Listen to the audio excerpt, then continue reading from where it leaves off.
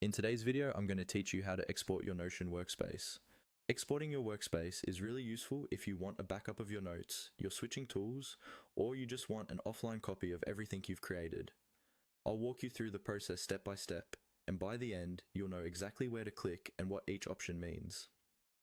First, open Notion on your desktop or in your browser and make sure you're logged into the workspace you want to export. Look toward the top left corner of the screen, where you can usually see your workspace name. Right next to that, you'll find the Settings option, often under a small icon or drop-down. Go ahead and click on Settings. This is where all of your workspace level controls live, including the export feature. Once the Settings panel opens, you'll see a list of sections down the side. Find the one labeled General and click on it. The General section holds the basic configuration for your workspace, and it's also where Notion places options related to exporting and backups. If you don't see it right away, scroll a little within the Settings panel until General appears. Inside the General tab, look for the area that mentions Export or Export Content.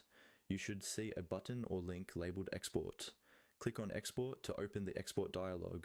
This is the window where you'll choose how you want Notion to package your data. Now you'll be asked to select your export format. Common options include HTML, Markdown, or PDF, depending on your plan and workspace type. If you want a flexible format that works with many other apps, Markdown is usually a great choice.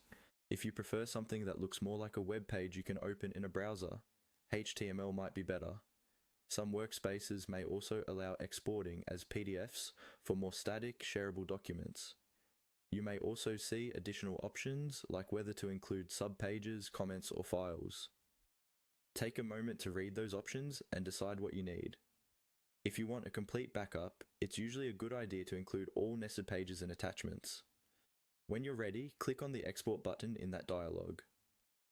Notion will start generating a file, and depending on the size of your workspace, this may take a little while.